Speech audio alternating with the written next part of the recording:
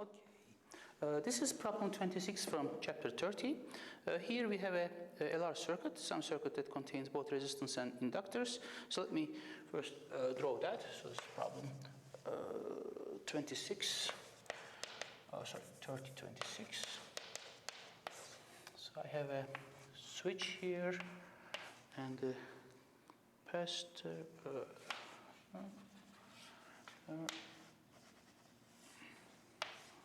This is an inductor that's in series with a resistor, and they actually give you labels. This is R1, this is R2, this is R3, this is L, this is some EMF epsilon, and they actually give directions for currents. So this is I1, this is I2, and this is I3. This is our circuit. So supposedly the switch is initially open. In the circuit of this figure, determine the current in each resistor, I1, I2, and I3. At the moment, A, the switch is closed. B, a long time after the switch is closed. So let's first look at these.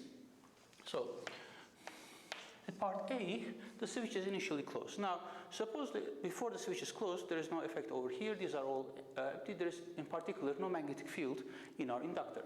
So our inductor is completely empty. It doesn't show anything. As soon as we try to pass some current through it, it resists completely. Okay, so this is initially, when it's completely empty, it's going to act like an open circuit. It's going to act like an open switch.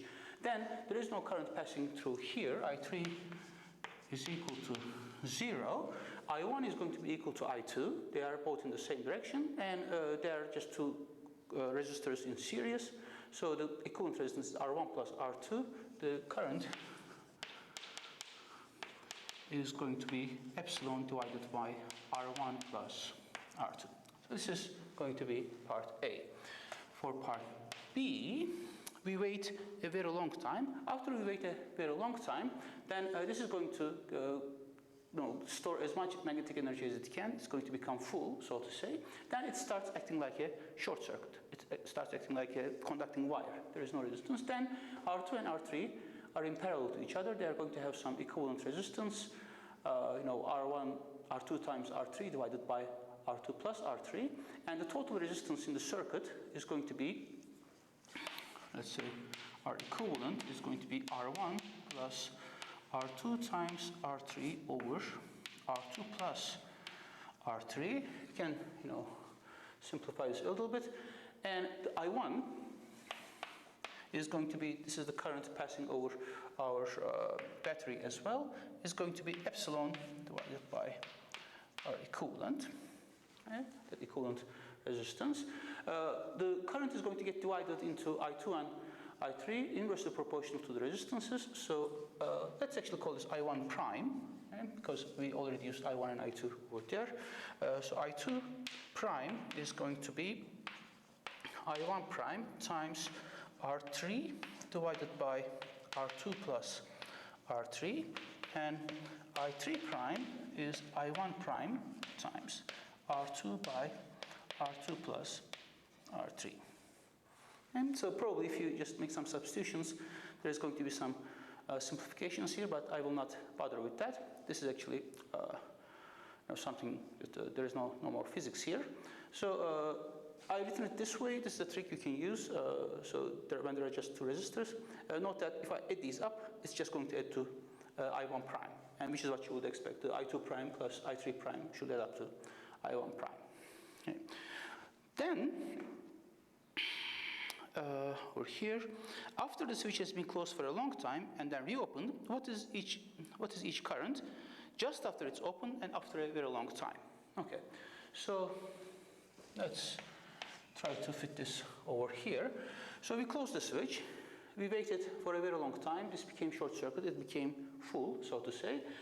And then we again opened the switch. Now, when we open the switch, we will try to be changing the currents in our circuit. First of all, this drops out, so there is no longer this I2 and I3 business being driven by this battery over here.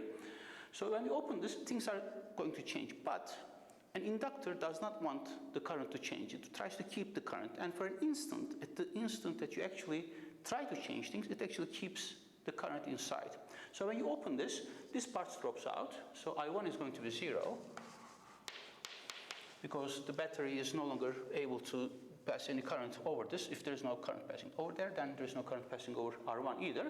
And then the current on R3, because the current on the inductor is going to remain the same. At the instant you try to change things, you can't. This happens gradually.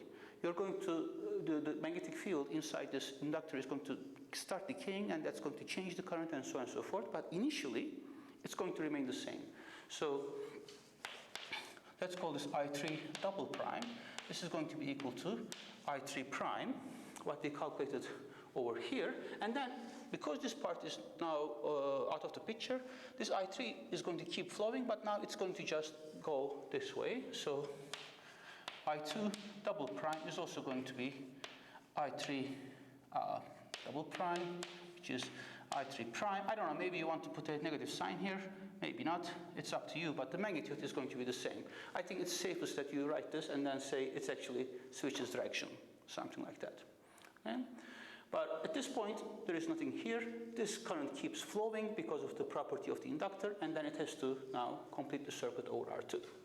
And then, for part D, after a very long time, all the energy is going to get dissipated in these resistors, and all the currents are going to be equal to 0. So I1 triple prime is equal to I2 triple prime is equal to I3 triple prime is equal to 0. All the currents are just going to die out. There is nothing to sustain these currents, and there are some resistive elements, so they have to die out.